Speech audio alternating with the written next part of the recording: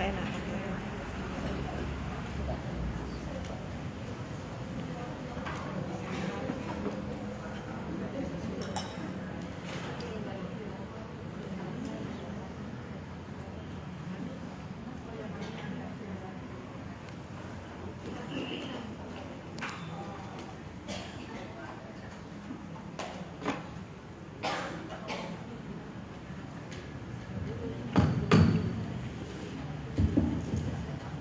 Bismillahirrahmanirrahim.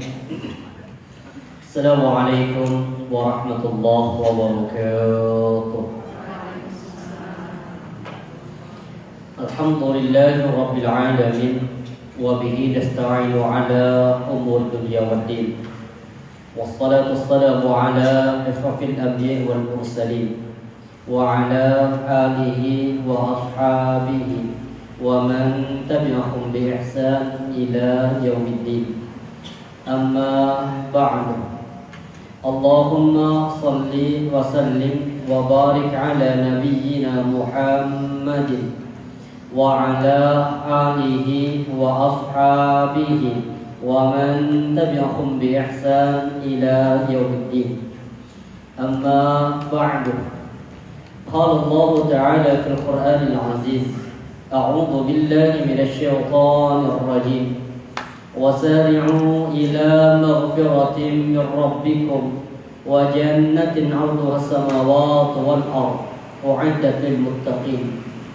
وقال رسول الله صلى الله عليه وسلم في حديثه يا أيها الناس توبوا إلى الله واستغفروا فإني أتوب إليه في اليوم 100 مرة. Sadaqallahul azim wa sadaqa rasulul karim wa nahnu ala dzalika minasy syahidin. Alhamdulillahirabbil alamin. Para jamaah Majelis Ta'lim Ki Ageng Grepek yang semoga senantiasa Allah berikan kita keistiqamahan. Allah hadirkan kita di tempat yang penuh dengan barakah, yang Nabi mengatakan idza ijtama'a qaumun fi baitin min buyutillah yatluna kitaballah wa yatadarasuna bainahum illa nazalat alaihimus sakinah. Jika ada satu kaum yang berkumpul di rumah dari rumah-rumah Allah, yatluna kitaballah, perkumpulan itu dihadirkan dalam kondisi untuk tilawatil Quran. Wa yatadarasuna bainahum, perkumpulan itu dihadirkan untuk tadarus, mentadabburi, mengkaji kalamullah, sekaligus juga belajar untuk mengamalkan apa yang ada dalam Al-Quran dan Al-Hadis. Apa jaminan dari Rasulullah? Illa nazalat alaihi mustaqinah, Allah pasti akan turunkan ketenangan dalam hidupnya. Wa ghasyyathumur rahmah, Allah turunkan rahmat kasih sayangnya. Semoga keberadaan para jamaah di majlis ilmi ini kelak insyaallah menjadi media Allah Subhanahu wa taala menurunkan cintanya bagi kita. Para jamaah dirahmati Allah, Nabi berwasiat yang sangat indah kepada kita. Ya ayyuhan nas. Seruan ini subhanallah, Nabi menyeru dengan ya ayyuhan nas, bukan ya ayyuhalladzina amanu. Berarti seruan ini sifatnya apa? Umum. Semua manusia dapat dari seruan Rasulullah ya ayyuhan nas. Yang namanya manusia dapat salat oleh Rasulullah dengan dua perintahnya. Pertama apa kata Rasulullah? Tubu ilallah, bertobatlah kalian kepada Allah Subhanahu wa taala. Kenapa di sini panggilannya adalah an-nas bukan aman? Kok yang disuruh taubat semua manusia? Harusnya kan yang bertaubat siapa? Orang yang beriman. Kita umat Islam bertaubat. Tapi kenapa Rasulullah menggunakan seruan ya ayyuhan nas? Karena ternyata makna taubat itu artinya ar-ruju' ila ta'atillah. Taubat itu artinya kembali kepada ketaatan menuju Allah Subhanahu wa taala. Berarti jamaah dirahmati Allah, kalau yang diseru orang yang beriman berarti diminta kembali meninggalkan kemaksiatan yang di situ akan mendatangkan murka Allah, bahkan juga akan mendatangkan benci Allah kepada kita. Sedangkan kita mengharap, kita mencari ridha Allah, mencari tanda cinta Sama dengan kalau bapak ibu, kalau senang pada suami, kira-kira mencari ridho suami atau mencari murka suami? Berani menduakan? Nah, kenapa? Ya suami murka. Sama dengan kita. Ini kan kita ingin mencari cinta Allah. Tapi cinta Allah itu tidak didapat dengan kita bermaksiat. Bukan urusan dosa besar dan bukan urusan dosa kecil. Dosa itu bukan urusan besar atau kecil. Tapi yang menjadi masalah, kalau kita melakukan kemaksiatan, ini dosa untuk siapa? Untuk Allah. Kan kita berbuat maksiat kepada Allah. Sedangkan Allah yang ingin kita cari cintanya, apakah kita akan mendapatkan cinta itu? Makanya Nabi berwasiat orang yang Islam, ayo kembali, tinggalkan kemaksiatan, menuju kepada ketaatan kepada Allah. Sedangkan kenapa An-Nas bisa jadi orang-orang kafir diseru oleh Nabi untuk apa? Ayo kembali dari kemaksiatan, kembali dari kekufuran, menuju kepada hidayah dari Allah. Maka jadi surah Al-Baqarah ayat yang ke-21 dengan apa? Ya ayyuhan nas, apa? Ya ayyuhan nas u'budu.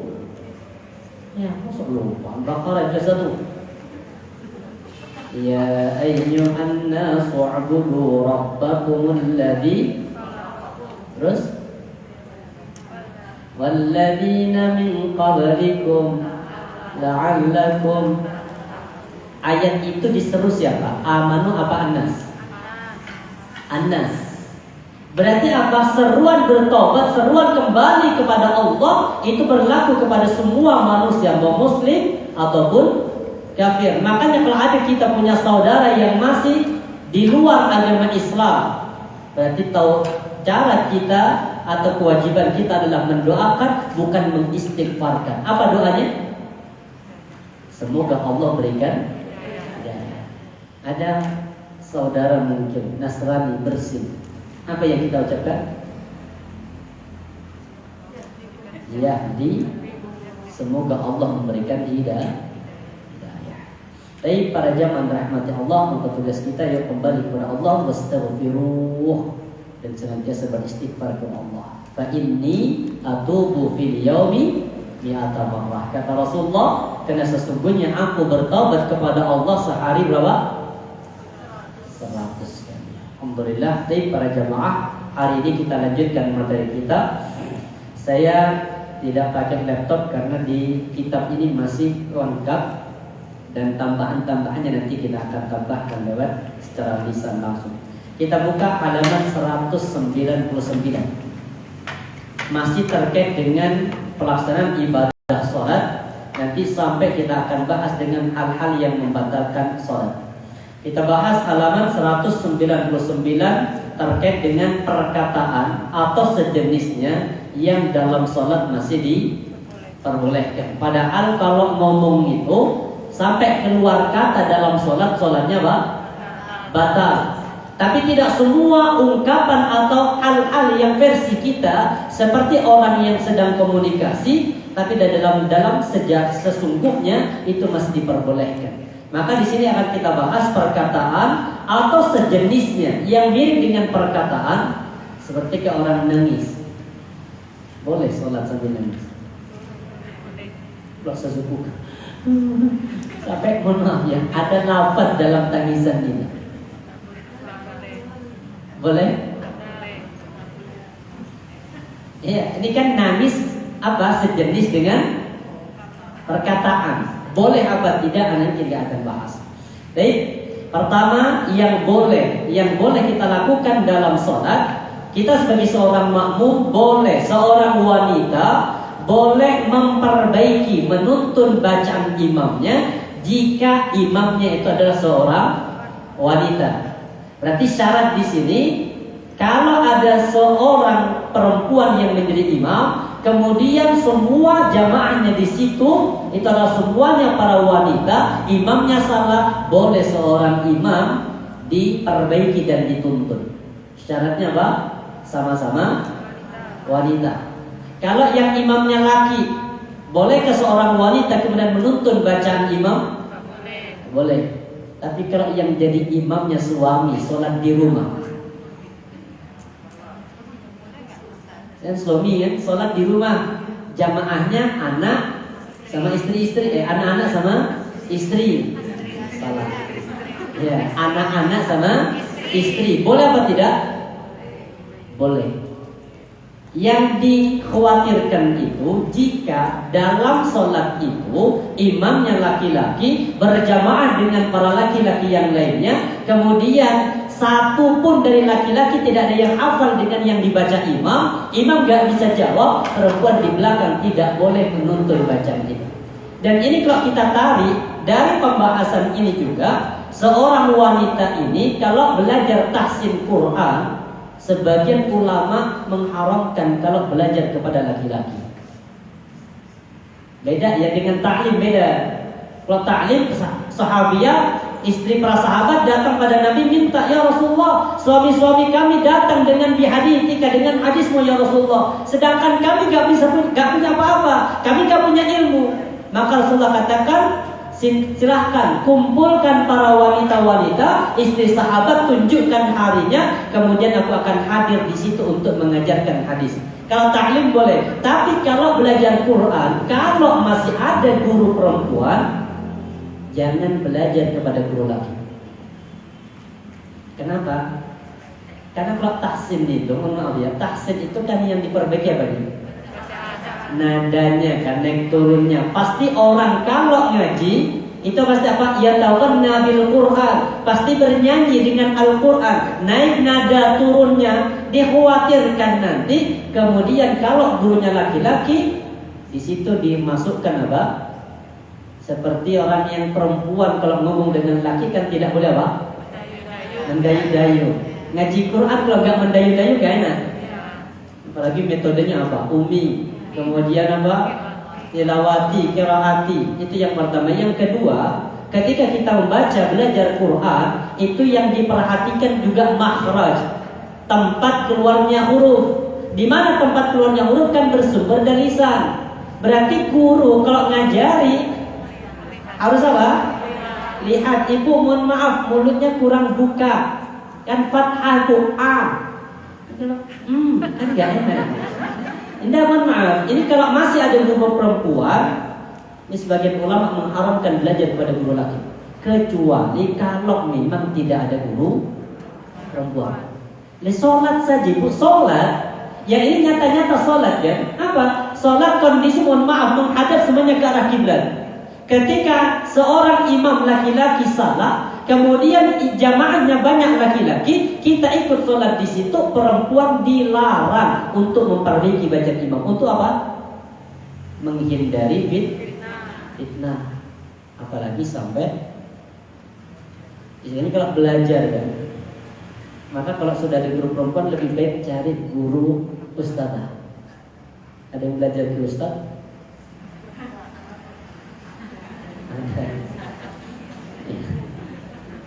Baik. Kalau yang mengajarkan Ustaz, kenapa? Saya kan mengajarkan ngaji itu anaknya dengan laki-laki di rumah. Kalau anaknya belum balik silahkan. Tapi kalau sudah balik, lebih baik apa? Dikhawatirkan timbul fitnah. Karena nadanya pasti, namanya orang ngaji apa? Laisa minna, kata Rasulullah, laisa minna man lam yatawanna bil Quran. Bukan dari kalanganku atau tidak termasuk dari umatku, kata Rasulullah. Siapa? Man lam yatawanna bil Quran, yang tidak membaca Al-Quran dengan nada atau dengan lagu. Berarti kita diminta untuk itu. Dan lagu ini pasti kalau belajar kayak apa namanya, Bayati, biasanya kan lagu pertamanya Pak, nada yang pertama naik, kan itu kan? Nada yang kedua datar, nada yang ketiga turun. Berarti kan tinggi, datar, turun. Apalagi kemudian suara perempuannya, mohon maaf mungkin jernih banget. Iya, dikhawatirkan, tapi bukan dilarang ya. Kalau masih ada guru perempuan, lebih selamat belajarlah kepada guru perempuan. Karena enak kalau sesama perempuan, ibu mohon maaf mulutnya kurang dibuka, jadi enak. Kalau laki bu, maaf kan, mohon maaf ya apa? Dikhawatirkan, dikhawatirkan. Baik, kita bahas ini kaitannya dengan masalah salat. Apa kata Rasulullah? Ini apabila seorang mengerjakan salat berjamaah diimami oleh seorang perempuan. Ingat ada dalam kurung itu ya. Tidak ada seorang pun laki-laki ajnabi yang ada di tempat sholat itu. Berarti kalau sholat di masjid berjamaah sesama perempuan, tapi di situ masih ada laki-laki ajnabi. Ajnabi itu artinya laki-laki yang asing. Artinya apa? Laki-laki yang bukan satu nasab. Seperti suami. Ini kan artinya kalau versi ini masih ajnabi. Kenapa? Karena pengikatnya hanya sebatas pernikahan. Kalau pernikahannya batal cerai, maka suami dengan istri sudah hilang mahramnya. Beda dengan istri dengan mertua. Kalau sudah cerai, mertua itu mahramnya abadi. Jadi kalau ibu cerai sama suami atau suami meninggal, ibu silaturahim ke sana, ketemu dengan mertua laki-laki, silahkan berjabat tangan. Tapi kalau perempuan laki-laki dengan perempuan yang ikatannya hanya pernikahan, pengikatnya inilah yang menjadi akad, itu yang menjadi pengikat. Kalau lepas, berarti ikatannya lepas. Jadi apa di sini? Kalau masih dikhawatirkan ada perempuan yang sholat sama perempuan, tapi di situ ada laki-laki ajnabi, dikhawatirkan nanti nada yang diperbaiki itu dikhawatirkan menimbulkan fitnah bagi para laki-laki. Makanya di situ kan gurunya ajnabi apa? Guru taksimnya. Oh, bapak saya Ustaz, ya belajar. Nah, kalau guru ajnabi dikhawatirkan kita. Silahkan ya, paham. Baik, ini Rasulullah pernah hadis. Di sini Nabi sallallahu alaihi wasallam shalla salatan. Satu ketika Rasulullah itu salat.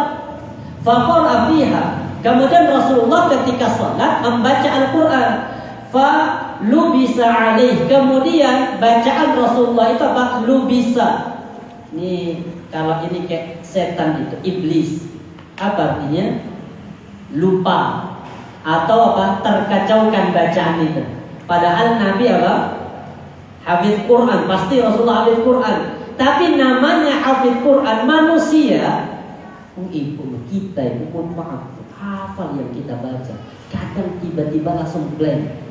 Pernah? Baca Al-Kafirun. Maaf ya, kadang. Dan ini bisa jadi teguran dari Allah. Kenapa? Karena bisa jadi dalam sholatmu lisanmu memang bertilawah dengan Al-Quran, tapi pikiranmu, hatimu tidak sedang dengan Al-Quran itu. Maka kemudian tiba-tiba dibikin blank. Setelah blank lupa, akhirnya mau dimulai dari mana? Ngulang lagi akhirnya kan. Ini menunjukkan apa? Bisa jadi Allah mengingatkan kepada kita bahwa sholat itu wa aqimis sholata li dzikri, ingat aku. Ya, kita sholatnya ingat. Dolim apa tidak kita? Makanya sebelum salam baca Rabbana zalamna anfusana. Ini Rasulullah, ini Nabi, bukan, mohon maaf ya, bukan kelemahan Nabi, tidak. Tapi ketika Rasulullah ada satu hal, di situ ada hukum. Allah menegur Rasulullah di Al-Quran, bukan Nabi salah, cuma adanya hukum itu yang Allah tegurkan pada Nabi, setelahnya ada hukum. Seperti berarti Rasulullah pernah salah. Apanya pernah salah?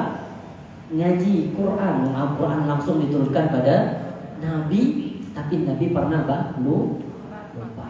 Itu namanya manusia. Kemudian apa? Falamma insarafa, maka ketika Rasulullah itu insaraf, bubar, istilahnya selesai salat, maka Rasulullah kemudian mengatakan li Ubay, ini Ubay bin Ka'ab. Nabi pernah mengatakan, belajarlah Quran kepada 4 sahabat. Siapa itu? Ada Ubay bin Ka'ab, kemudian ada Abdullah bin Mas'ud. Tapi kalau pengen aslinya belajar Quran yang masih grace, bacanya persis dengan apa yang dibacakan malaikat Jibril pada Nabi Muhammad, belajarlah kepada Ibnu Mas'ud, Abdullah Ibnu Mas'ud. Kemarin saya bahas Abdullah Ibnu Mas'ud di Masjid An-Nur itu. Siapa beliau? Subhanallah. Istilahnya apa? Beliau itu pembantu Nabi, membantu mendaftarkan diri untuk menjadi pembantu Rasulullah. Makanya setiap Nabi mendapatkan wahyu, kadang sampai di situ Ibnu Mas'ud menyaksikan peristiwa itu. Makanya belajar Quran, belajar kepada Ibnu Mas'ud. Berarti apa? Ini ada juga siapa lagi yang minta Rasulullah belajar pada Ubay bin Ka'ab. Karena Ubay bin Ka'ab ini salah satu juga yang pernah ikut sholat malam bersama dengan Rasulullah. Yang saat itu Nabi membaca Al-Quran 5 juz 4 halaman, 1 rakaat. Sampai makanya wajar ketika Aisyah mengatakan, ya Rasulullah, lima tasna hada, kenapa lakukan itu ya Rasul? Berdirimu tuh sampai menjadikan kaki engkau tuh bengkak ya Rasulullah. Ubay bin Ka'ab ketika Rasulullah sudah wafat, Abu Bakar naik peristiwa pelaksanaan salat salat tarawih masih sama kayak di zaman Nabi, kumpul di masjid tapi tidak berjamaah. Di zaman Khalifah Umar baru di jamaah ditunjuk Ubay bin Ka'ab yang jadi imam. Ubay bin Ka'ab mirip dengan apa yang dibaca Rasulullah. 1 rakaat pernah membaca 5 juz 4 halaman. Besok malamnya ya, sahabat tuh banyak yang gak kembali ke masjid. Istilahnya banyak yang gak balik untuk berjamaah. Ada apa? Kenapa? Akhirnya Umar kemudian berjihad. Itu hadisnya kata Rasulullah itu apa? Salat malam itu 2-2. Yang penting lakukan 2 rakaat salam, 2 rakaat salam. Tidak ada batasan sampai berapa rakaat. Makanya untuk biar kualitas salatnya sama dengan Nabi, maka tetap bacaannya panjangnya sama dengan Nabi, tapi biar tidak terlalu capek berdirinya, 1 rakaat di zaman Nabi, di zaman Khalifah Umar dijadikan 2. Berarti kalau ibu mau sholat yang pendek suratnya yang 23 ya. Tapi kalau ibu yang sholat 11 rakaat itu yang harus panjang suratnya. Yang salah yang mana? Yang salah ngambil 11 rakaat suratnya pendek. Yang salah nyindir Ustaz, enggak nyindir tuh. Kadang sebelum imam mau naik, Ustaz standar jangan baca. Siapa yang menyuruh takbir? Jamaah. Sudahlah. Kemudian Rasulullah katakan di Ubay bin Ka'ab, "Asallaita ma'ana?" Kata Rasulullah, "Ubay, apakah kau salat bersama kami barusan?" "Na'am ya Rasul." "Saya salat bersama dengan kau ya Rasul." Apa kata Rasulullah? "Qala fama man'aka?" Apa yang menghalangimu untuk memperbaiki atau apa yang menghalangimu untuk mengingatkan bacaanku yang barusan aku lupa? Berarti maknanya apa?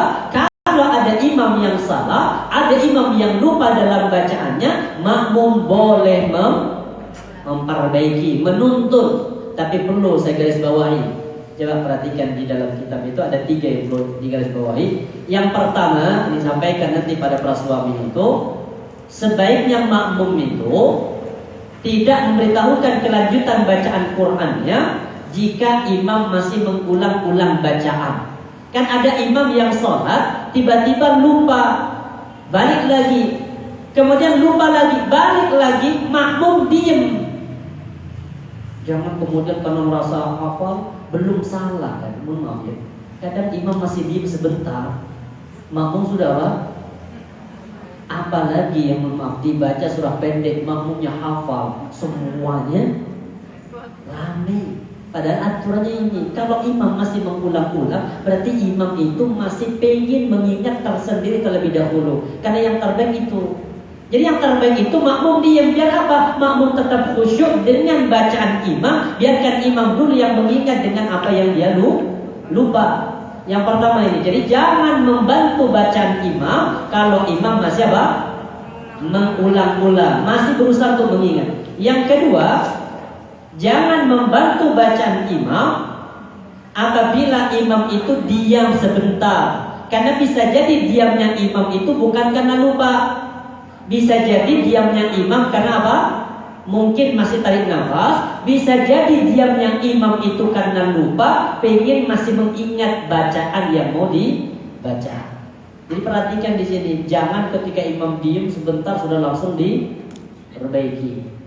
Akhirnya apa? Maaf, kadang nanti imam itu tambah bingung. Karena benar itu. Kalau sholat benar, makmum nggak ngerti. Imam sendiri sana ngingetin, sini ngingetin, benar. Akhirnya sholat itu ramai.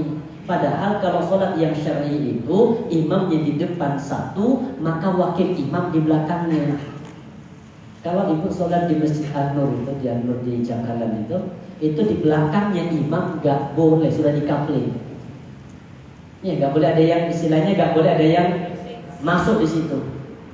Yang kapling ini apa, ketua mertuanya Ustaz Abdurrahman itu beliau yang tadayul audan beliau iqamah, sudah paham, sudah beliau ada di iqamah karena dia sudah kosong. Ini namanya wakil imam. Jadi kalau nanti imamnya salah, yang memperbaiki yang ini dulu. Jangan yang pojok memperbaiki, belakang memperbaiki.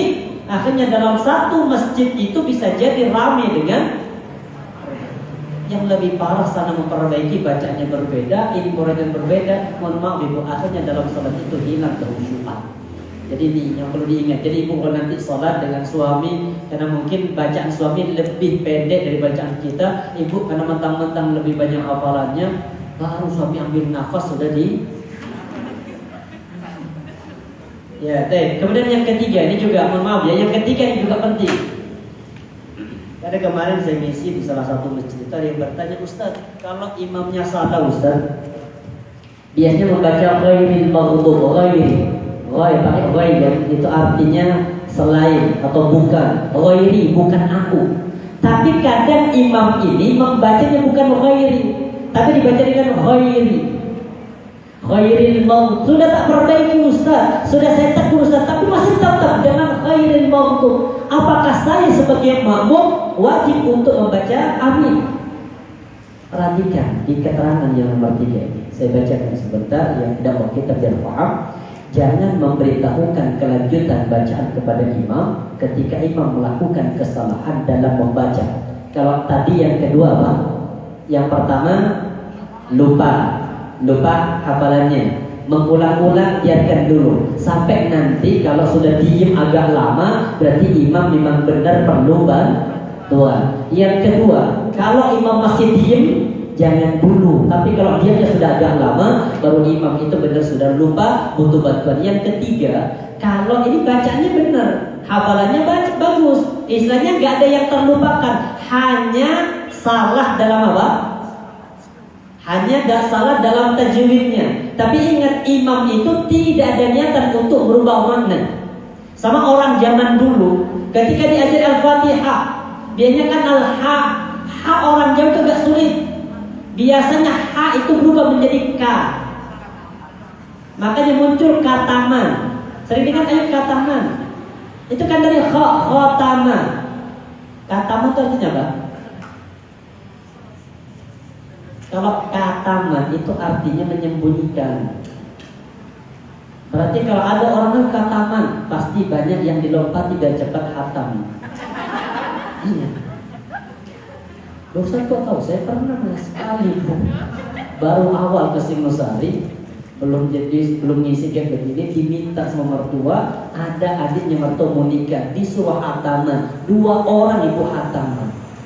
Ya Allah, bawel kan ini. Memang ya pakai ini kan. 2 hataman ya Allah. Yang lain banyak barang yang bantu, tapi yang lain apa? Nyiapkan terop lah, yang ini lah. Yang pegang Quran hanya berdua.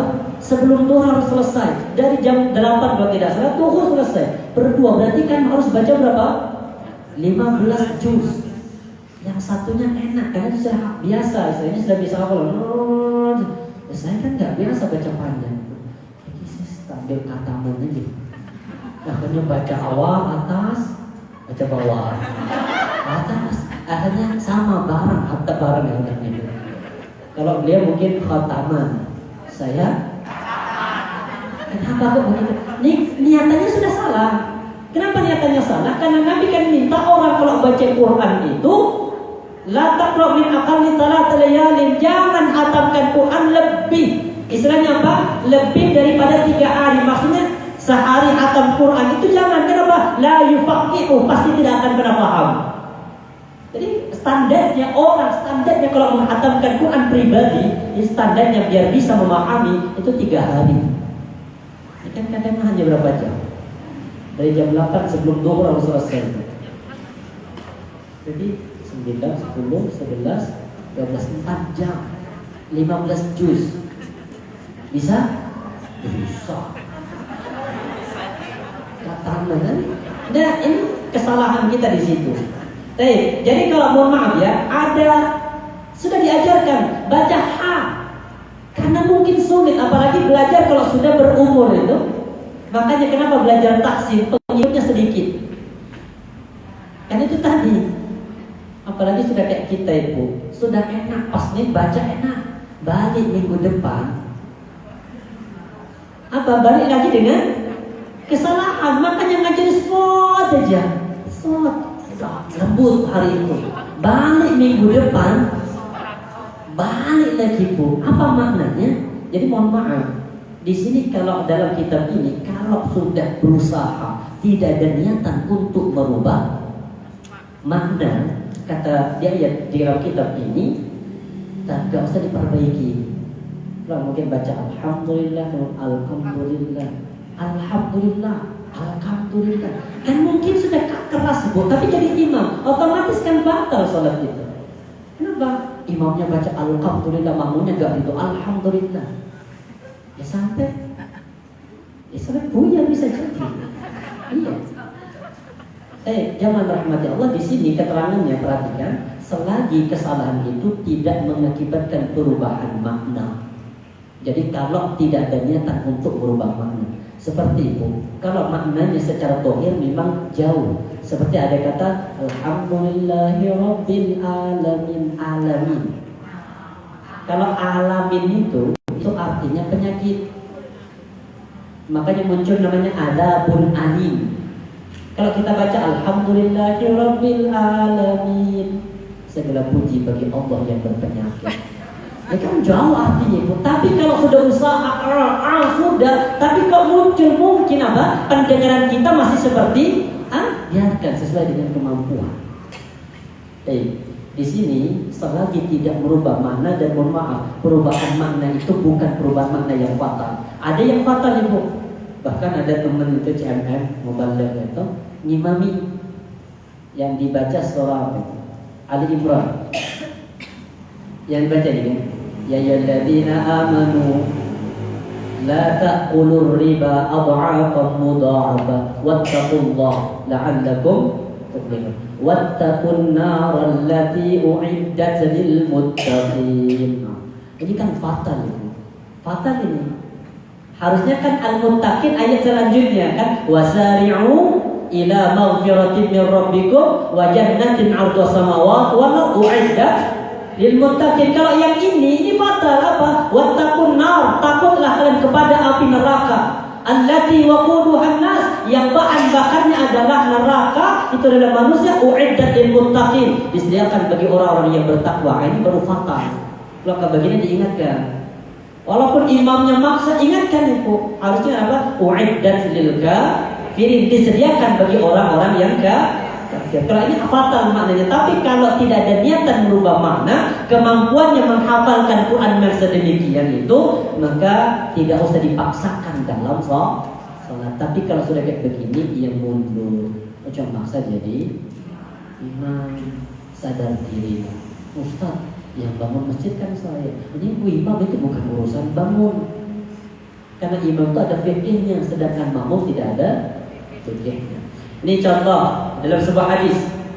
Ini dari Ubay bin Ka'ab, beliau mengatakan, "Inni uqri'tu al-Qur'an." Sesungguhnya aku itu dibacakan Al-Qur'an sab'ata ahrufin, dengan 7 dialek. Nih, bedanya orang Jawa dengan orang Madura. Orang Madura itu kalau ba nggak bisa ba, pasti be. Itu pasti. Karena orang Madura itu kalau huruf B itu biasanya berubah menjadi B. Ada namanya wahyu, itu panggilannya pasti bahyu. Iya, karena ini namanya apa? Dialek ini. Kecuali kalau dari awal, dari kecil sudah apa? Sudah terbiasa. Makanya coba kalau ada orang, imamnya orang Madura, kemudian mohon maaf, belajar Qur'annya ketika sudah tua, sudah besar, sudah lisannya ini sudah kaku, maka nanti sulit untuk memperbaikinya. Ini dialek. Maka beliau mengatakan, Ubay bin Ka'ab, seorang sahabat Nabi yang Nabi puji, belajarlah Quran min arba'a nafar, dari 4 orang manusia. Salah satunya adalah Ubay bin Ka'ab. Beliau mengatakan dibacakan kepada Al-Quran itu 7 apa? 7 model, 7 sama dengan kalau orang Jawa. Alhamdulillahirabbil alamin. Dari A biasanya berubah jadi nga. Makanya banyak orang Jawa namanya nga. Ngatemin, ngatmari, ngatuji. Itu kan artinya dari apa? Dari A. Sama dengan Asyura. Asyura itu artinya 10. Karena sulit bilang Asyura, hanya dibuat tinggal Syura. Makanya di bulan Asyura itu kan bukan bulan artinya. Bulan yang Muharram di tanggal 10 namanya Asyura. Kita diminta untuk berpuasa di hari itu. Karena kesulitan bilang A, maka hanya dibuat tinggal Syura. Maka berubah makna menjadi bulan sial. Kenapa? Karena Syura itu artinya ikan hiu. Bisa Syura. Berarti kan sudah makna beda. Tsumma qala laisa minna illa syakin kafir. Kata beliau, tiada satu pun darinya kecuali lengkap dan cukup. Ini lengkap dan cukup. In qulta sami'an 'alima aw qulta 'azizan hakima, fallahu kadzalika ma lam tahtim ayatan 'adzabin bi rahmatin aw ayatan rahmatin bi 'adzab. Ini yang fatal kata beliau. Enggak masalah selama ini ya, mungkin contoh bacaannya harusnya apa? Sami'an 'alima. Ternyata dibaca apa? Mungkin azizan hakima. Fatal sebenarnya itu, tapi maknanya gak jauh. Siapa? Karena masih kembali kepada sifat Allah. Tapi yang bahaya kata beliau kalau ini, jangan sampai satu ayat adab tapi ditutup dengan rahmat. Berarti apa? Ya ayyuhalladzina kafaru. Kan kemudian apa? La'allakum turhamun. Ini kan orang kafir adab tapi semoga Allah memberikan rahmat. Ini fatal. Jadi kalau imamnya tidak salah yang fatal seperti ini, tidak usah diperbaiki selama tidak ada niatan untuk mengubah. Nah, paham? Baik. Yang kedua, halaman 201. Ini yang masih boleh mengulang-ulang ayat pada sholat sunnah. Boleh. Jadi kalau ibu punya hafalan Quran, mungkin ngafal dari surah Al-Baqarah, hafalanku masih hanya ayat pertama. Itu sudah praktek. Rakaat pertama, ayat pertama, rakaat kedua, ayat pertama lagi nggak masalah kalau sholat sunnah. Makanya kalau yang punya hafalan untuk mengingatkan hafalannya itu, murajaahnya salah satunya pakai dalam sholat sunnah. Tapi kalau sholat wajib jangan, karena Nabi tidak pernah mencontohkannya. Kita lihat sebentar. Ini dari Nabi, dari Abu Dzar. An-Nabi sallallahu alaihi wasallam qara hadhihi ayat, faraddaha hatta asbaha. Rasulullah itu pernah membaca satu ayat, yang ayat itu dibaca sampai subuh sama Rasulullah. Apa ayatnya? In tu'adzibhum fa innahum ibaduka wa in taghfir lahum fa innaka antal azizul hakim. Ini ada di surah Al-Maidah ayat 118. Allah katakan, jika engkau menyiksa mereka, maka mereka itu sesungguhnya hamba-hambamu. Dan jika engkau mengampuni mereka, maka sesungguhnya engkau maha gagah atau maha aziz, maha perkasa, lagi maha bijaksana. Ini yang dibaca diulang-ulang sama Nabi. Ini maknanya apa? Ya Allah, umatku ya Allah, kalau engkau siksa mereka ya Allah, mereka masih apa? Hambamu. Tapi kalau engkau ampuni dosa-dosa mereka ya Allah, maka sesungguhnya engkau maha perkasa, lagi maha bijaksana. Makanya nanti umat Nabi Muhammad itu, sampai Rasulullah ketika ditanya, man as'adan nas bi syafa'ati, ya Rasul, siapakah manusia yang paling layak mendapatkan syafaatnya? Siapa yang dengar? Siapa yang paling layak mendapatkan syafaat Rasulullah? Aku gitu aja. Rasulullah ketika ditanya siapa yang paling layak ya Rasul, kata Rasulullah apa? Man qala la ilaha illallah mukhlishan min qalbihi. Siapa orang yang mengucapkan la ilaha illallah mukhlishan, yang ikhlas bersumber dari hati, itulah orang yang pertama kali akan mendapatkan syafaat. Jadi setiap umat Nabi itu pasti dapat syafaat. Pasti. Selama kita menjadi umat Nabi.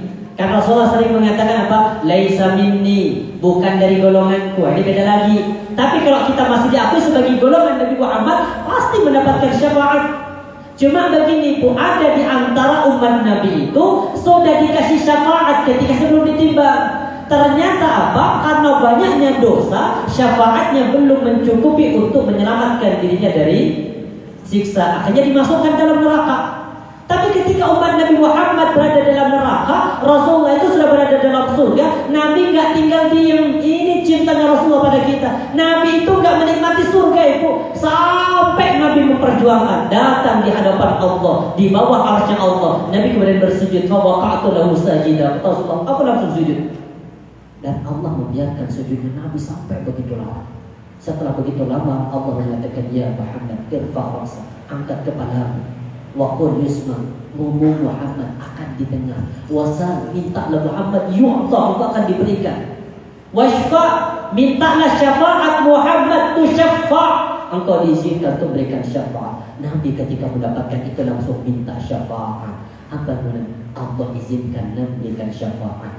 Muhammad, kata Allah, keluarkan semua umatmu yang berada dalam neraka yang masih punya iman walaupun sebesar biji bahkan itu belum zarah dulu, walaupun di hadis itu sebesar kurma. Jadi iman yang sebesar kurma diangkat masuk dalam surga. Ternyata sisa umat Nabi Muhammad yang di neraka masih banyak. Nabi balik lagi ketemu dengan Allah, melakukan hal yang sama. Apa kata Allah? Muhammad, keluarkan dari hambamu yang masih berada dalam neraka, yang mereka masih punya iman walaupun sebesar biji jagung. Istilahnya yang imannya lebih tinggi daripada zarah, dikeluarkan itu. Ternyata umat sisanya umat Nabi Muhammad masih banyak neraka. Nabi melakukan hal yang sama, sujud, minta syafaat, diizinkan. Apa kata Rasul? Kata Allah, angkat dari umatmu yang masih punya iman walaupun sebesar zarah. Akhirnya dikeluarkan. Setelah itu keluar semua, tinggal umat-umat Nabi Muhammad yang terhalang dari Quran untuk mendapatkan syafaat. Maknanya terhalang dari Quran itu apa? Orang yang tidak akan masuk ke dalam surga. Bisa jadi para munafiqun, bisa jadi orang musyrikin, bisa jadi orang syahadatnya batal. Ini walaupun hidup di zaman Nabi Muhammad, tapi kalau sudah dilakukan 3 hal, khalidina fiha abada, ini yang terhalang untuk bisa mendapatkan syafaat. Maka Rasulullah itu mengulang-ulang ayat ini menandakan minta kepada Allah, ya Allah, kalau kau siksa itu masih apa? Hambamu, maka mintalah kepada Allah ampunan, terutama sampai Nabi mengatakan ista'idzu billahi min adzabil qabr. Beda dengan adab kubur itu. Kalau adab kubur semua manusia itu pasti akan dapat adab kubur. Dalam artian apa? Orang yang punya dosa sekecil apapun itu pasti akan diadab di kubur. Tapi adab kubur itu tidak mengikat, tidak kekal. Bahkan selevel Sa'ad bin Mu'adz yang ada jaminan surga, kematiannya disaksikan oleh 70.000 malaikat. Bahkan arsy Allah bergetar. Nabi yang menghantarkan sendiri ketika berjalan, Nabi kemudian berjinjit karena begitu banyaknya malaikat yang menghantarkan jenazahnya. Tapi Nabi mengatakan apa? Mu'adz sedang diapit oleh kubur. Seandainya kubur itu tidak menjepit, maka Sa'ad bin Mu'adz akan lepas dari jepitan kubur itu. Dan orang yang disiksa di kubur belum tentu akan disiksa di dalam neraka. Baik, makanya salah satu minta perlindungan dari azab kubur, biasakan baca surah Al-Mulk setiap malam. Al-Mulk 30 ayat itu, biasakan, sempatkan itu. Baik, boleh itu, berarti mengulang-ulang satu ayat dalam satu sholat, boleh. Ini juga dari Mas'ud. Anna Tamiman Ad-Dari. Tahu Tamim Ad-Dari? Sahabat ini, sahabat satu-satunya yang pernah ketemu dengan Dajjal. Ini Tamim Ad-Dari, satu-satunya sahabat yang pernah melihat wajah Dajjal secara langsung. Tamim Ad-Dari itu pernah berlayar, tiba-tiba kemudian terhempas dengan tombak. Kemudian apa? Kemudian tersesat sampai ke dalam sebuah pulau kecil. Disitulah ketemu dengan zaman Dajjal. Makanya pernah cerita pada Nabi tentang pertemuannya itu sampai mendadak menjadikan Rasulullah itu terlambat mengimami sholat Isya. Kami ada nanti pas pembahasannya Dajjal dibahas. Apa kemudian beliau pernah mengulangi raddada adil ayat. Beliau mengulang-ulang ayat ini. Am hasibal ladzina jatara'us sayyiati an naj'alahum kal ladzina amanu wa 'amilus shalihati sawa'an mahyahum wa mamatuhum. Artinya, apakah orang-orang yang melakukan keburukan mereka menyangka bahwa kami akan menjadikan mereka seperti orang-orang yang beriman dan beramal saleh? Sama saja hidup mereka dan mati mereka. Ini juga banyak contoh. Ini juga apa?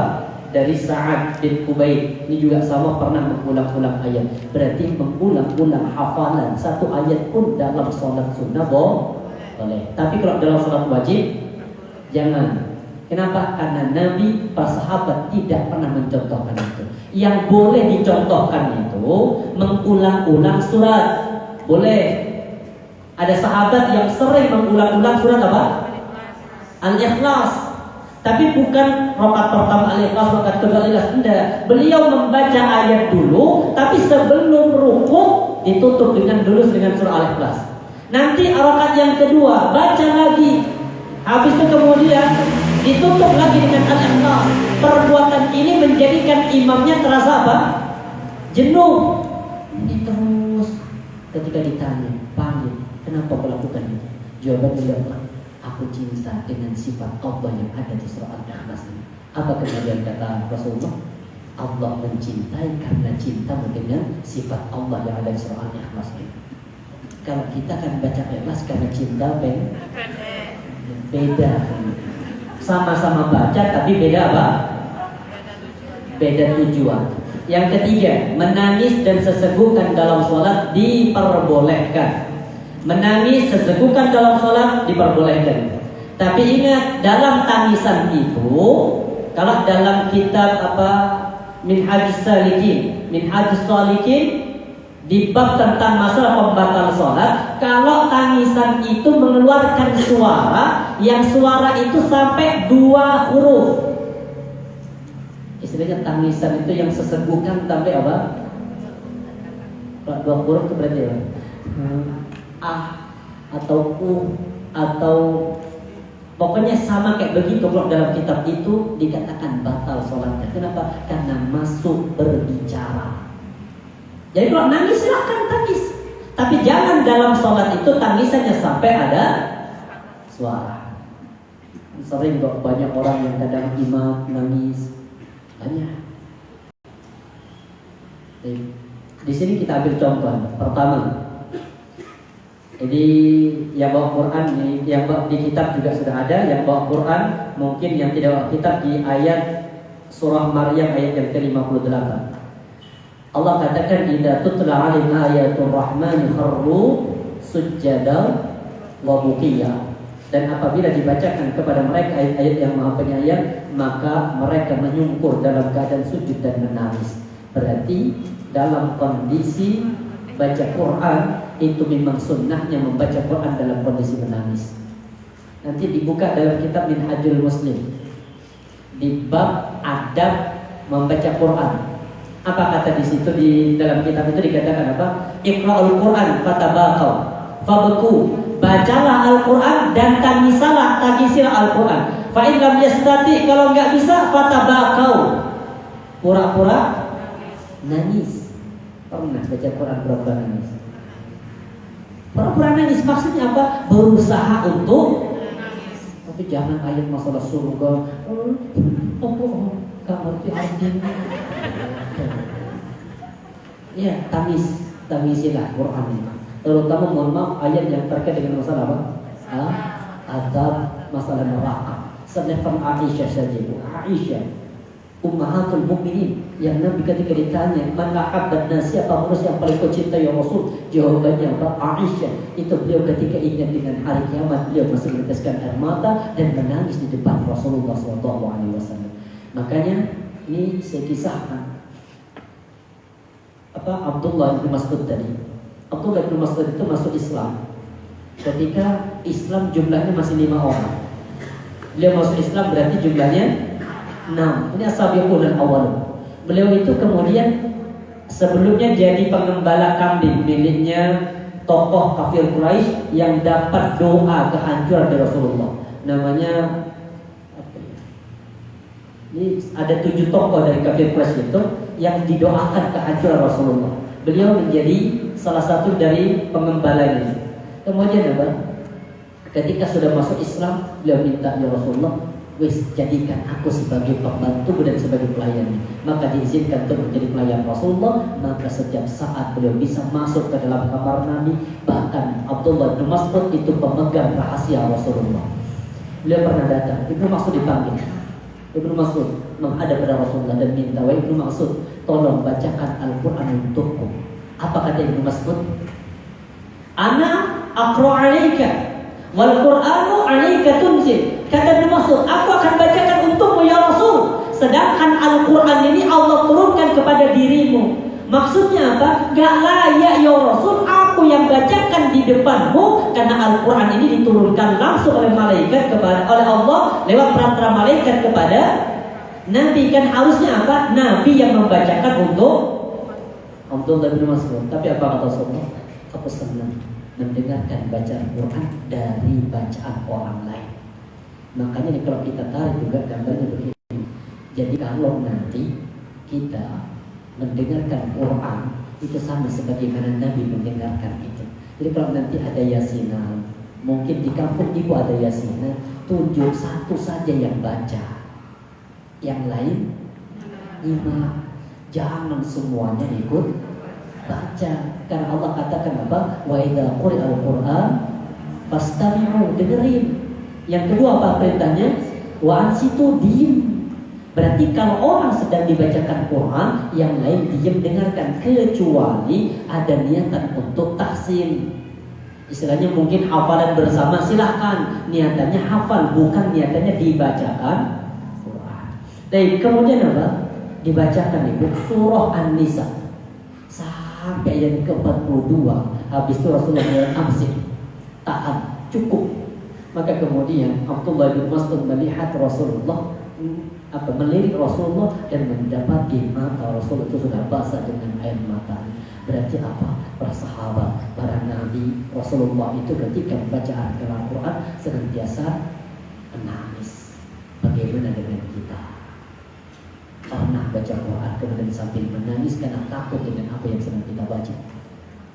Seorang sahabat, namanya Ta'labah. Sa'labah ini sahabat yang taubatnya ma'mur, subhanallah, dahsyat taubatnya. Ketika beliau taubat, gara-gara mohon maaf, beliau pernah ngintip orang mati, gak sengaja. Tapi taubatnya subhanallah, melarikan diri Rasulullah selama 40 hari. Masuk kemudian dibawa oleh Umar bin Khattab dengan sahabat Ali. Saat itu Nabi mengimami salat Isya yang dibaca tentang ayat masalah neraka. Nabi sholat itu kemudian terjatuh pingsan, sampai kemudian pingsan itu menjadikan sakit sampai meninggal. Apa ayat yang dibaca itu seolah-olah sedang mengenai dirinya, ancaman dengan ayat Allah lewat neraka itu, maka seolah terancam dengan neraka. Sedangkan kita mohon maaf, mau ayat itu masalah ancaman neraka, mau ayat itu masalah kisah-kisah para nabi, mau ayat itu masalah apa? Masalah surga, kita itu bacaannya lurus. Kenapa? Karena tidak tahu. Ini banyak ibu. Berarti apa? Menangis dalam sholat boleh. Ibnu Umar halaman 203. Lama ishtadda bi Rasulullah sallallahu waj'ahu qila lahu fi salati faqala marru Aba Bakr falyusalli bin nas. Ketika Rasulullah itu sedang sakit, kemudian sakit parah Rasulullah. Berapa lama Nabi sakit parahnya? Selama 4 hari. Sakitnya Nabi itu 2 kali lipat daripada sakitnya umatnya. Panasnya Rasulullah itu kalau kita puncak panasnya seorang berapa? Ini sampai step itu sampai apa? 41. Berarti Rasulullah itu sampai 80. 2 kali lipat Rasulullah. Makanya Nabi tidak bisa lagi untuk menahan diri, menahan tubuhnya mengimam dari salat. Maka Nabi minta tolong tunjuk Abu Bakar untuk menjadi imam. Selama 4 hari Abu Bakar ditunjuk untuk menjadi imam. Mulai dari hari Kamis, Jumat, Sabtu, Ahad.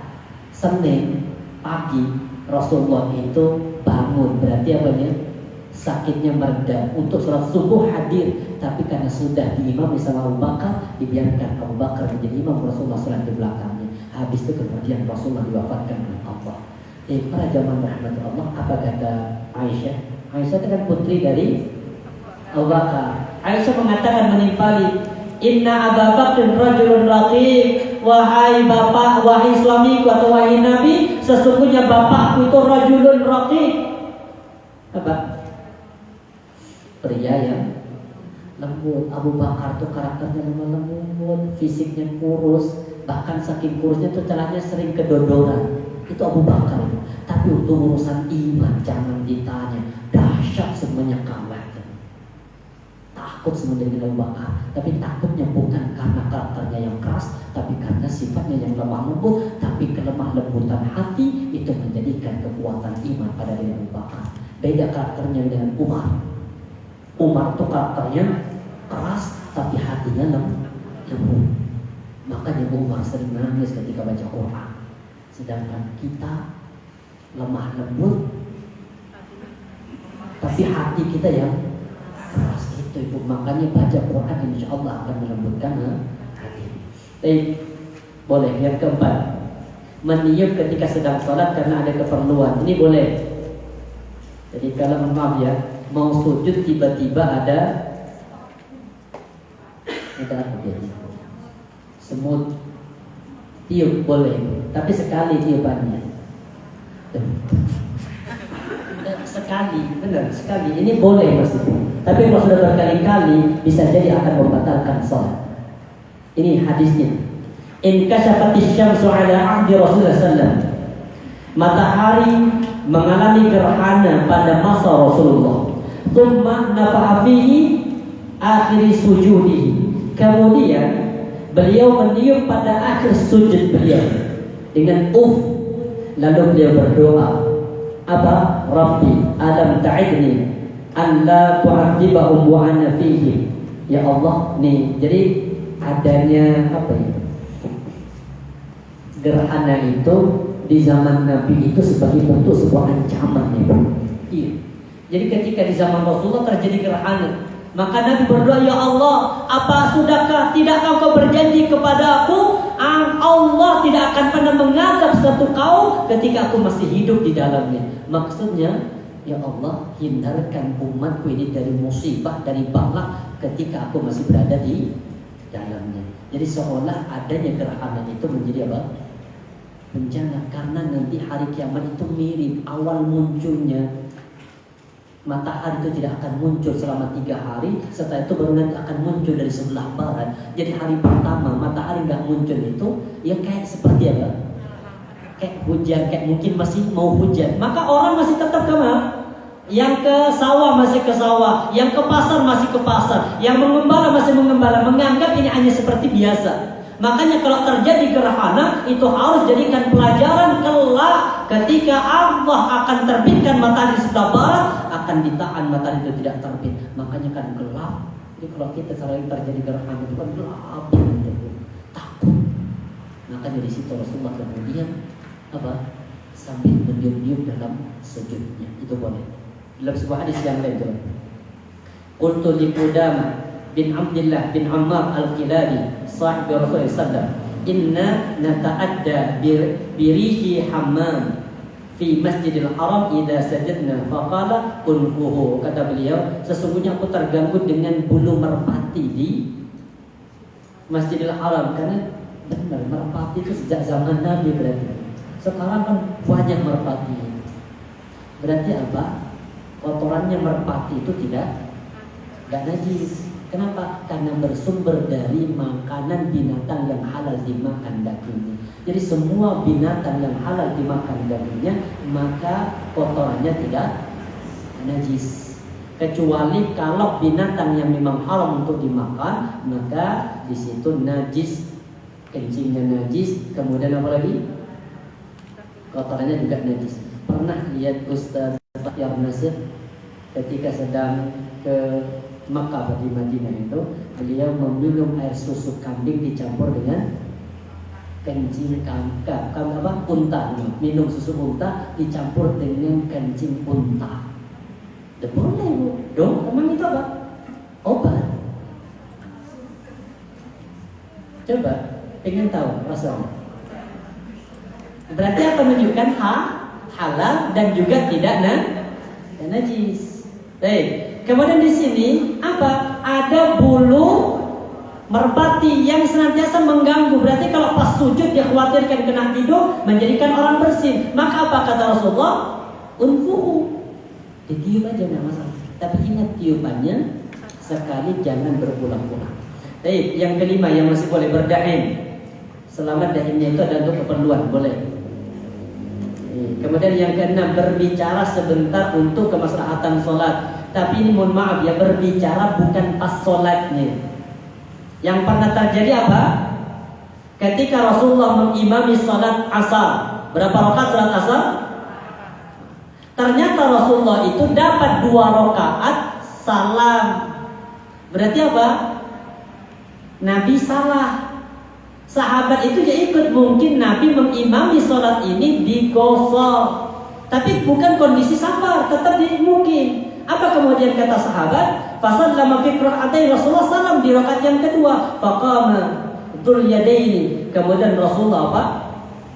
Bangkit lalu berkata, aku siratis shalah. Ini dzul yadaini. Tanya bangkit para Rasulullah dan berkata, ya Rasulullah, apakah engkau mengqasar salatmu? Amnasita, apakah engkau lupa? Ini kan bertanya. Jadi sahabat itu tidak berani apa? Gak berani bilang subhanallah. Dikhawatirkan mungkin Nabi mengimami sholatnya sholat qasar. Makanya ketika selesai sholat ini berdiri, ya Rasulullah, apakah engkau mengqasar sholat ataukah engkau itu lupa? Apa jawaban Rasulullah? Faqala sallam, kullu dzalika lam yakun. Aku enggak melakukan itu semuanya. Tidak lupa, tidak. Faqala qad kana ba'du dzalika ya Rasulullah. Ada bagian dari itu. Maksudnya apa? Engkau itu hanya sholat 2 rakaat. Bisa jadi engkau qasar, bisa jadi engkau lupa.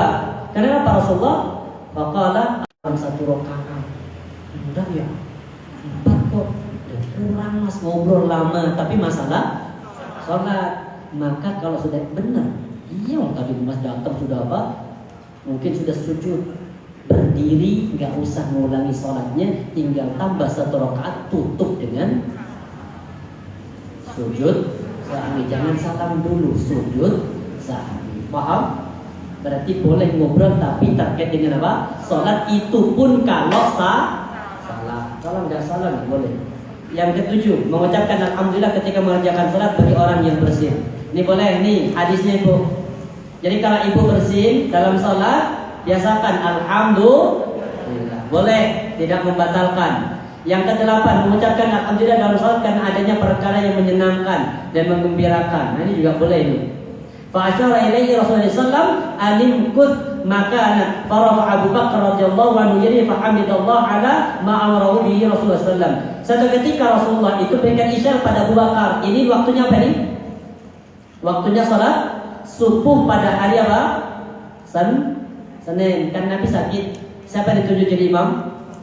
Abu Bakar. Mulai hari apa? Kamis, Jumat, Sabtu, Ahad. Senin Rasulullah salat. Keluar Rasulullah dari rumah, berarti kondisi fisik sudah mulai membaik, tapi sudah iqamah dan ditunjuklah Abu Bakar tetap menjadi imam. Kemudian ketika Rasulullah memberikan isyarat, tetap wahai Abu Bakar, imamlah engkau, aku akan sholat di belakangmu. Maka Abu Bakar mengangkat tangan mengucapkan alhamdulillah. Tapi Abu Bakar saat itu sedang sholat mengimami sholat subuh. Paham? Berarti boleh mengucapkan alhamdulillah kalau ada unsur yang ke-9, berbicara kepada orang yang sedang sholat dan bertanya karena satu keperluan. Ini juga boleh, tapi jangan sering-sering ngomong. Sekarang hal-hal yang dilarang, cepat Ibu. Hal-hal yang dilarang. 1, berkaca pinggang. Yang boleh itu apa? Boleh dalam sholat bersedekap atau lurus. Kalau mengikuti madhab Maliki, lurus irsal. Yang nggak boleh kalau apa? Berkaca pinggang, ini nggak boleh. Yang kedua, mengangkat pandangan ke arah langit. Ini nggak boleh. Maksudnya apa? Memandang pandangan yang bukan ke tempat sujud. Ini hukumnya dilarang tapi tidak membatalkan. Yang tadi berkaca pinggang tidak membatalkan. Mungkin kayak apa? Lagi sholat dari sami Allahu liman hamidah. Mungkin apa? Begini. Ini dilarang tapi tidak batal. Yang ketiga, memandang sesuatu yang melalaikan sholat ketika sedang sholat. Biasanya kan kalau ini, mohon maaf, kalau sholat tuh yang ada gambarnya, jangan di sub depannya deh. Ada gambar kaos belakangnya itu ada gambar coblos 02. Ada kemudian minum paracetamol. Jadi kan tuanya itu kadang kaos yang ada sponsornya dipakai untuk sholat. Ini kemudian kita makruh untuk apa? Melihat itu. Kalau laki yang godaan terberat itu apa? Merek sarung. Ini kan mirip di tempat sujud kan ini. Ada tulisannya gajah berdiri, duduk. Ini kan kalau sudah ada penghalang itu sunnahnya jangan ke situ karena mohon maaf pasti fokusnya terus ke situ bacaan coblos 02 pasti mesti kalau positif bawah. Ini dilarang tapi tidak membatalkan ya. Ingat tidak membatalkan. Kalau ibu apa kira-kira yang menjadi penghalang dari khusyukan dalam sholat dengan karena faktor pandangan? Mungkin gambar sajadah. Makanya yang terbaik itu sajadah yang nggak usah pakai gambar, yang rata kayak begini aja nih. Enak. Karena kalau mohon maaf ya ada gambar masjid Hugo Sophia. Apa besar? Apa deh? Masjid apa itu? Sophia itu. Kan kalau zaman dulu itu kan kalau mohon maaf ya apa sajadah zaman orang lawas dulu itu ada dua gambar masjid. Yang sebelah kiri itu yang dulu akhirnya jadi gereja yang sekarang sudah jadi masjid. Yang sebelah kanan baru masjid Masjidil Haram atau Masjid Nabawi. Itu zaman dulu Bu. Jadi kalau kemudian kita sholat ada gambar sajadah, biasanya fokusnya ke gambar. Makanya cari yang penghalang untuk menghilangkan kekhusyukan. Apa lagi biasanya? Karena putih. Oh ada yang lain. Sunnah dari yang gelap, polos, putih atau mungkin hitam sekalian. Jangan yang ada tulisannya. Kemudian menoleh tanpa ada keperluan. Ini dilarang tapi tidak membatalkan. Selama tolehannya itu menoleh bukan menoleh fisik. Kalau sudah menoleh fisik batal sholatnya. Nih yang kelima. Masih ada yang mungkin begini. Apa? Menjalin jemari. Jadi ibu, ini larangan ya. Kalau sudah ini hadisnya, idza tawaddahadukum, kalau orang sudah wudu di rumah, tsumma ata ila masjid, kemudian datang ke masjid fi sholatin untuk salat hatta yarji' fala yaqul hakada wa shabbaka baina aswabihi. Jadi kalau ada orang wudu di rumah, kemudian ke masjid, enggak boleh kemudian begini. Kalau sudah wudu, dari rumah sudah wudu, mau sholat kadang mohon maaf, mau sholat kadang kita masih nih, jangan menjalin apa namanya? Menjalin, jadi jangan begini. Ini nggak boleh, makruh ya hukumnya, dilarang, tapi tetap tidak membatalkan sholat. Jadi apalagi kemudian nanti ada tambahan yang keenam apa? Kadang memainkan sebelum sholat. Ini nggak boleh. Lebih-lebih kemudian dalam sholat kadang begini. Ini dilarang tapi tidak membatalkan. Jelas?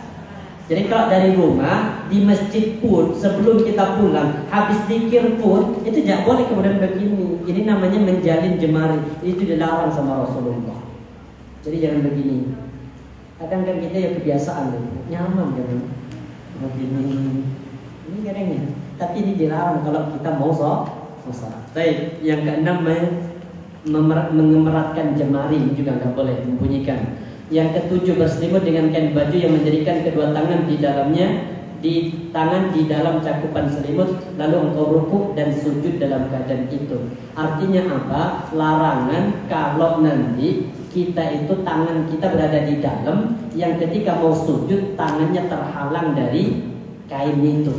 Sama dengan ibu yang pakai mukena, yang mungkin agak besar ke masjid cari mukena yang kecil, yang apa namanya pas nggak ada apanya apa kedengaran. Ketika sujud kehalang ini kalau bermadzhab Syafi'i ini gak sah, ini batal. Tapi kalau dalam kitab ini tidak batal tapi terlarang. Yang kedelapan, karena menguap. Pernah menguap dalam sholat? Itu dilarang itu. Tahan. Ditahan kalau dalam sholat, ditahan. Kalau bersin boleh, karena bersin itu mengeluarkan penyakit. Tapi kalau menguap itu dari syaitan. Karena syaitan itu khinzik, godaannya 10. Salah satunya orang itu bikin menguap ketika sedang sholat. Makanya kalau menguap ditahan. Apalagi sholat subuh agak panjang. Ini at-tata'ubu minasyaitan. Lihat hadisnya Ibu. At-tata'ubu minasyaitan. Menguap itu dari syaitan. Fa'idha tata'aba ahadukum falyaqdim mastata'a. Kalau kalian menguap, maka tutuplah, tahan sesuai dengan kemampuanmu. Terutama dalam kondisi sholat, tahan itu. Apalagi ada orang, wah, mohon maaf itu syaitan kok dibuat ketawa itu. Jangan, itu dari syaitan. Kemudian yang ke-9, menunduk ke sebelah kiblat atau ke arah kanan, ini nggak boleh. Yang boleh ke sebelah kiri. Sama dengan kalau nanti ibu lagi pilek sholat sambil bawa kaos tangan, silahkan. Lagi mau mengucur itu, ambil kaos tangan, masukkan lagi. Nanti ambil lagi, daripada mohon maaf ketika sujud mau turun akhirnya nggak khusyuk itu. Mau netes ditahan, tapi ditahan kenapa? Cepat, maka lebih baik tapi biarkan, ambil sapu tangan, diusapkan, masukkan lagi ke saku, daripada kemudian kita mempercepat gerakan sholatnya akhirnya nggak khusyuk. Yang penting, karena kalau orang lagi pilek itu yang paling sulit rukuk sama sujud. Kalau berdiri kok nggak turun ya. Tapi kalau sudah rukuk sama sujud itu pasti apa? Netes itu. Subhanallah. Baik, menjamkan mata ketika sholatnya nggak boleh, dilarang, tapi tidak membatalkan ya. Sudah kita bahas pada tahun yang kemarin. Kemudian menggeliat ketika sholat. Menggeliat itu kayak habis bangun tidur itu nggak boleh dalam sholat. Yang ke-12, tatbik pada waktu rukuk. Tatbik itu apa? Menyentuh kedua telapak tangan bagian dalam, lalu meletakkan keduanya di antara dua lutut dan paha. Jadi kayak ini, tatbik itu bisa kayak begini. Jadi kayak jadi nggak pegang begini. Ini nggak. Jadi tatbik itu apa? Di celah-celah di sini. Ini yang tidak diperbolehkan. Itu namanya tatbik. Kemudian yang ke-13, membaca Quran pada waktu rukuk sama sujud juga tidak diperbolehkan. Menghamparkan dua lengan pada waktu sujud. Tahu menghamparkan? Kayak tidurnya apa? Anjing. Itu dilarang. Jadi kalau ada orang sujud begini tangannya, itu dilarang, tapi tidak sampai membatalkan salat. Tapi itu perbuatan yang salah. Menahan baju, ini memegangnya atau mencegahnya dari terjurai ke tanah pada waktu sujud, termasuk di dalamnya menyingsingkan lengan baju. Ini yang dijadikan patokan itu. Jadi kalau ada orang yang sholat, bagi laki-laki terutama, kain celana itu kan tidak boleh apa? Isbal, tidak boleh di bawah mata kaki. Tapi yang panjang gimana? Gak boleh dilipat. Gak boleh dilipat. Ibu yang pakai ini apa kepanjangan, jangan dilipat kalau dalam sholat. Itu dilarang. Ini hadis ini. Tidak dibentar. Umiran Nabi sallallahu alaihi wasallam ayyasjuda ala sab'in wa huwa ayyak fita asy-sya'ra wa thiyab. Rasulullah itu memerintahkan sujud kepada 7 anggota badan dan dilarang menahan rambut dan baju. Berarti kata-kata dilarang itu tidak boleh ada yang orang ketika mau sujud kemudian rambutnya dipegang dulu begini, setelah itu baru kemudian sujud. Jangan, biarkan. Yang ke-16, duduk iq'a, menempel pantat ke tanah, menegakkan kedua betis serta meletakkan kedua tangan ke tanah. Ini juga tidak boleh. Iq'a atau iq'a. Ya, iq'a itu kakinya 2 dilapat. dilebarkan, tapi kemudian posisi duduknya pantatnya langsung ke tanah. Nah, itu kan kalau duduknya orang ini apa? Duduknya orang kalau pingin nggak sakit kolesterol ya. Duduk kayak begitu itu dilarang. Duduk kayak begitu dalam sholat dilarang. Baik. Kemudian meletakkan tangan ke tanah ketika duduk kecuali karena uzur. Ini meletakkan tangan ke tanah ketika sedang duduk. Ini juga tidak boleh. Yang ke-18, sujudnya orang sakit di atas sesuatu yang lebih tinggi. Ini mohon maaf ya, kalau ada orang sakit kemudian sujud, nanti ketika sujud posisi sujudnya lebih tinggi daripada tempat sujud, kayak ngambil bantal kemudian sujud di bantal, ini dilarang. Kalau bisa sujudnya maksimal, tempelkan dahi ke lantai, jangan dikasih alas. Makanya sebagian ulama itu, bahkan ada masjid-masjid yang saya kurang setuju, ada yang di tempat pengimaman itu ada sajadah tapi bawahnya ada busa. Iya, itu terlalu tinggi. Bisa jadi kemudian ini nggak sampai nempel ke lantai. Makanya kalau ibu mau sholat jangan terlalu tebal posisi sajadahnya. Dikhawatirkan bagian tidak nempel. Yang ke-9, mengusap kerikil dari anggota sujud dan melakukan perbuatan sia-sia ketika sedang sholat. Ini nggak boleh. Jadi kalau sujud kemudian ada yang sini ada mungkin pasirnya, biarkan dulu. Biarkan, jangan diusap ketika sedang sholat. Ini dilarang. Kapan mengusapnya? Habis Assalamualaikum warahmatullahi wabarakatuh, Assalamualaikum, usap.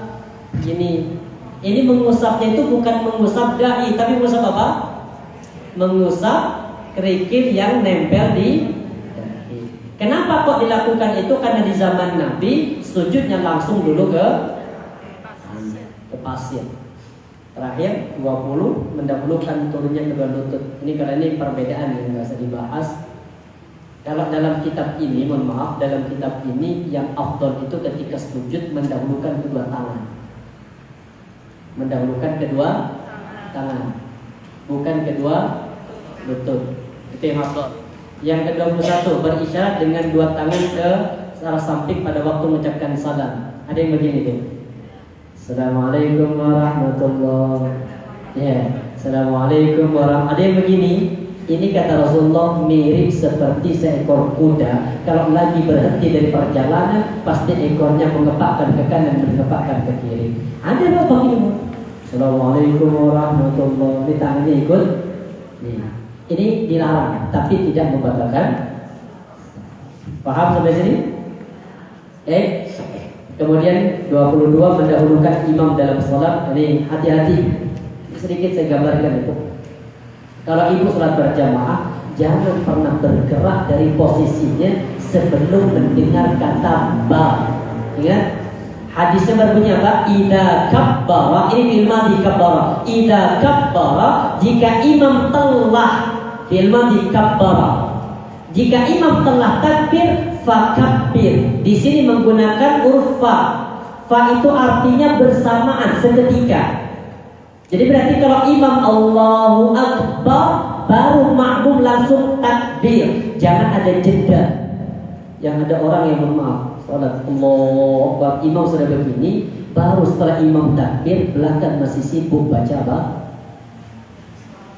Jadi sudah telat. Kenapa? Karena domirnya fa, bukan wa. Kalau wa itu ada jeda. Apalagi ada tumma, jedanya lebih lama. Tapi kalau fa seketika. Makanya ibu hati-hati ketika sholat berjamaah, terutama dari sujud ke rakaat yang kedua. Ini yang paling banyak apa?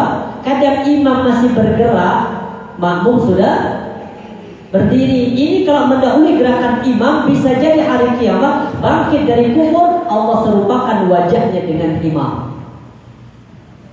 Ini jangan sampai mendahului imam. Yang ke-23, jangan sholat ketika makanan sudah dihidangkan. Kalau dibaca ibu, la sholata bihadratit ta'am wala huwa yudafi'ul akhbatain. Ada dua ini. Jangan sholat di belakang makanan. Jadi kalau bawa kue, ini yang saya kurang stok itu ada masjid di masjid ini di Kriya Santa. Jadi Jumatan itu orang datang dikasih langsung. Saya baru kemarin khutbah Jumat, jadi gak nyaman ini Bu. Orang datang ke masjid itu kan dibagikan, setelah pulang dibagikan. Nah ini ketika masuk masjid dikasih itu, maka orang ke masjid bawa makanan. Ini kan repot Ibu, repot siapa mau ditaruh mana makanan ini? Ditaruh di depannya, hadisnya apa? La tusallu bi hadratit ta'am atau la salata bi hadratit ta'am. Jangan sholat ketika hadir makanan itu. Maksudnya apa? Kalau makanan sudah disediakan di atas meja, terdengar adzan, makan dulu. Sama dengan ibu ketika menyediakan berbuka puasa. Kalau disediakan berbuka puasa di atas satu meja, sama dengan minumannya dan bukanya, maka bapak dan ibu makan dulu. Beda, sudah siap kan? Yang penting hanya nyiapkan air putih, kemudian kurma, minum, ke masjid. Ini salah. Kenapa? Karena menu makanan sudah dihidangkan. Terus gimana? Solusinya kalau berbuka jangan di meja makan. Ini kan berarti sudah apa kondisinya? Hadir, sudah siap. Kecuali kalau sudah matang semua tapi masih tetap di tempatnya. Yang nasi masih tetap di kompor, kemudian gorengannya biarkan di situ dulu. Kalau sudah dengar adzan, silahkan adzan dulu. Tapi kalau sudah dihadirkan, makan dulu, itu sunnah. Daripada kemudian nanti sholat ingat makan, lebih baik makan ingat. Apalagi ibunya gak ke masjid, suami.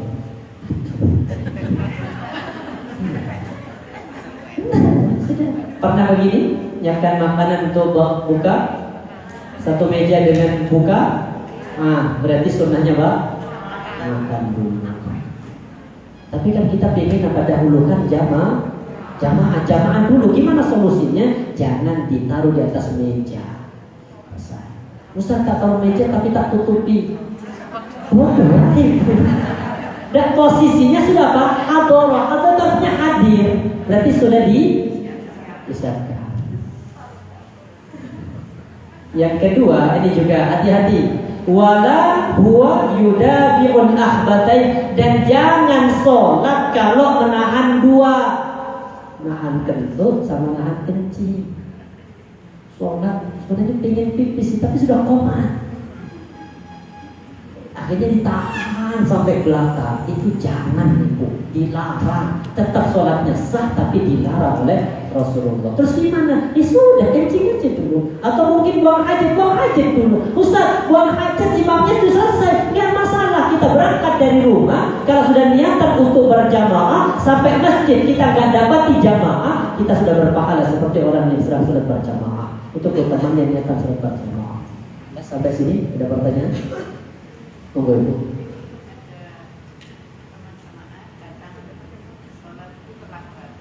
Sholat terlambat.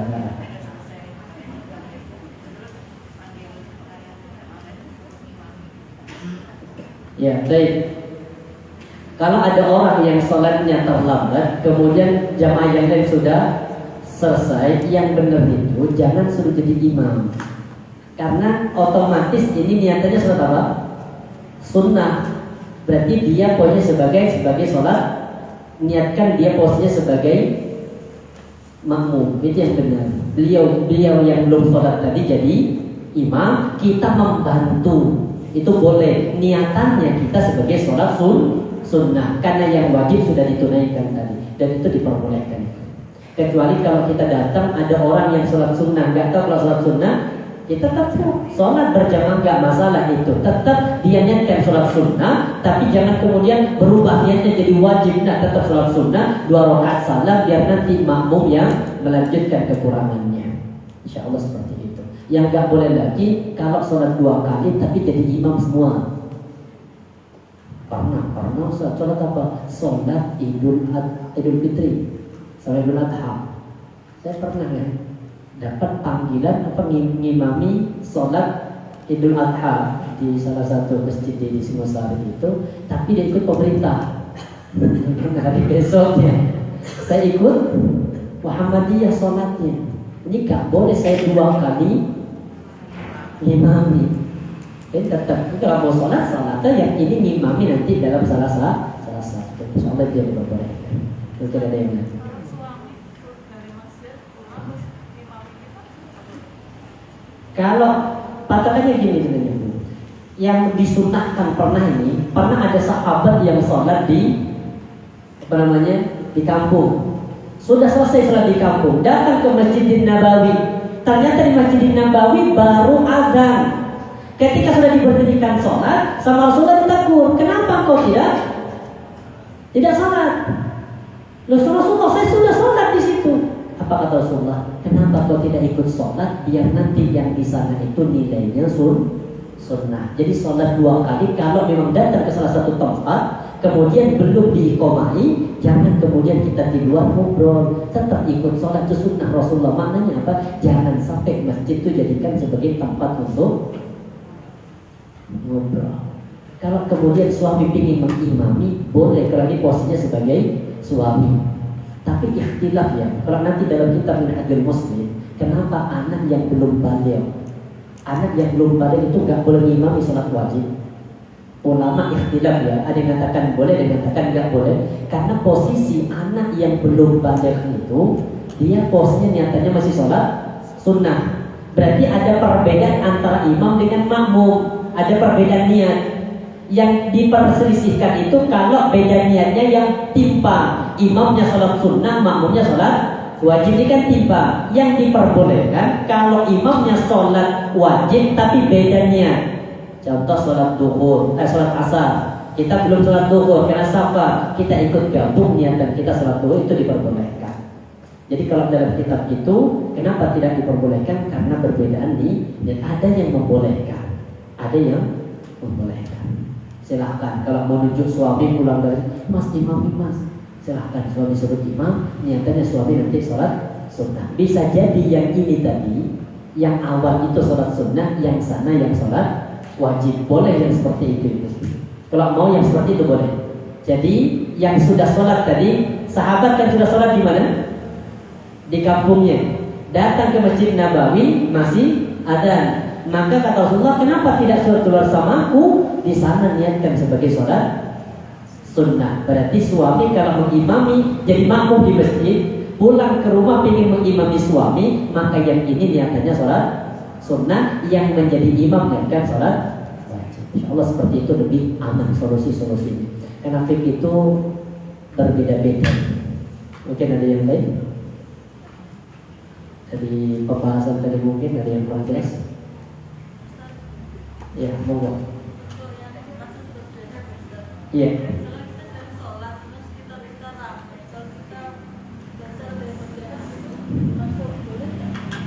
Iya, kita dapat sholat.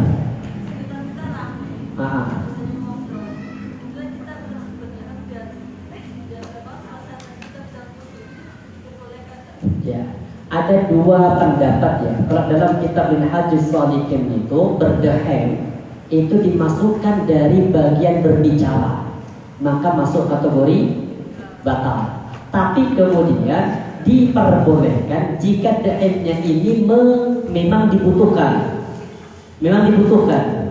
Seperti mungkin ada orang yang salah maksa, assalamualaikum, kemudian kita menunjukkan bahwa orangnya ada, kan dia khawatirkan nanti sudah 3 kali salam gak ada jawaban pulang, maka diperbolehkan selama dalam dahem itu tidak mengandung unsur kalimat suara bacaan. Istilahnya hanya sebatas kayak ya dahem yang tidak dipahami apanya.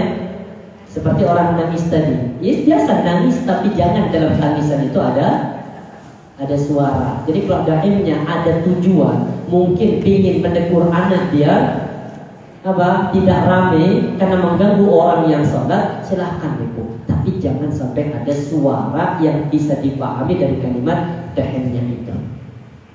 Ya, paham? Jadi kalau ada kan banyak anak kadang rame gitu, Bu. Kita kan dia pintar anak sekarang. Kita takbir semua, Allahu Akbar. Ketika sudah takbir semua, ini nunggu mendekati mau ruku baru takbir semua. Sebenarnya sudah pintar itu. Iya, jadi kalau tujuannya ada tujuan untuk kemaslahatan sholat, silahkan. Insyaallah masih masuk kategori yang diperbolehkan dan tidak membatalkan sholat. Jelas? Dan ada yang lain? Jelas ya? Baik, subhanallahi wa bihamdika asyhadu an la ilaha illa anta astaghfiruka wa atubu ilaik. Semoga Allah berikan kita pemahaman, terutama memahami dalam bab ini ada beberapa hal yang boleh dalam sholat, ada beberapa hal yang dilarang, dan ada beberapa hal yang membatalkan sholat. InsyaAllah pertemuan selanjutnya kita akan bahas sholat sunnah, dan nanti mana yang masuk rawatib, mana yang masuk sholat sunnah biasa. Karena ini banyak ramai tentang masalah sholat sunnah. Nanti sholat sunnah ada sholat sunnah tasbih, ada sholat sunnah taubat, ada sholat sunnah ini kita akan bahas dalil-dalilnya dan posisi-posisi dalil tersebut. InsyaAllah. Subhanallahi wa bihamdika asyhadu an la ilaha illa anta astaghfiruka wa atubu ilaik.